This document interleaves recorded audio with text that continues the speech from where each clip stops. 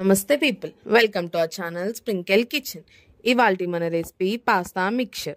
ముందుగా ఒక గిన్నె తీసుకొని అందులో ఒక కప్ పాస్తా వేసి 4 గ్లాసులు వాటర్ పోసుకోండి. అందులోనే ఒక స్పూన్ ఉప్పు, ఒక స్పూన్ ఆయిల్ వేసి హై ఫ్లేమ్ మీద ఒక 7-8 నిమిషాలు బాయిల్ చేసుకోవాలి. వీడియోలో చూపించిన విధంగా బాయిల్ అయిన తర్వాత ఒక స్టెయినర్లోకి తీసుకొని స్ట్రైన్ చేయాలి. ఇప్పుడు ఇంకో బాండి తీసుకొని అందులో ఒక కప్ ఆయిల్ పోసుకొని బాగా హీట్ చేసుకోవాలి.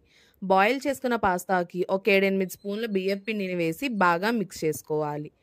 బియ్యం పిండి యూజ్ చేయడం వల్ల పాస్తా బాగా క్రిస్పీగా ఉంటాయి. అవి గోల్డెన్ కలర్ వచ్చేదాకా డీప్ ఫ్రై చేసుకొని పక్కకు తీసేసేయాలి.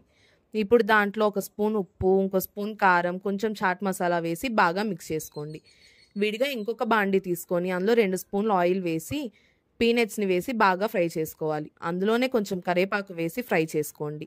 ఈ ఫ్రై చేసుకున్నవి మొత్తం పాస్తాలో వేసుకొని సన్నగా కట్ చేసుకున్న ఆనియన్ని వేసి కార్న్ఫ్లెక్స్ని వేసుకొని బాగా మిక్స్ చేసుకోండి. ఇప్పుడు అందులో ఒక ఫుల్ లెమన్ వేసి కొంచెం కొత్తిమీర వేసుకొని బాగా మిక్స్ చేసుకుంటే పాస్తా మిక్చర్ రెడీ.